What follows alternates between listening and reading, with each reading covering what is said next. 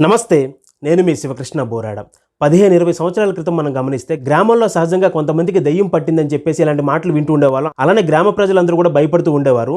ఇప్పుడు కనుక మనం గమనిస్తే ఇలాంటి సంఘటనలు ఏవి కూడా మ్యాక్సిమం మనం చూడటం లేదు. అయితే మనం గమనించాల్సింది ఏంటంటే, నిజానికి దెయ్యాలు ఉన్నాయో లేదో మనం ఎవరూ చూడలేదు, కానీ మనం గనక గమనిస్తే దెయ్యాలను సైతం భయపెట్టగలిగినటువంటి మనుషుల మనస్తత్వాలు ఈ రోజు మనం చూస్తున్నాం.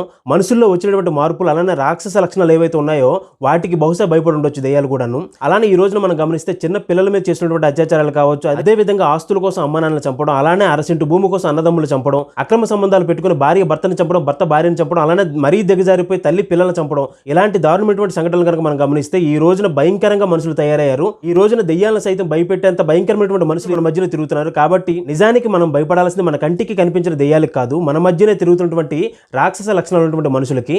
కాబట్టి వీలైనంత వరకు కూడా మంచిని పెంపొందిద్దాం, మంచి లక్షణాలు బాల్యం నుండి పిల్లలకు అలవరించి మంచి సమాజాన్ని తీర్చిదిద్దాం. ధన్యవాదాలు. జై హింద్.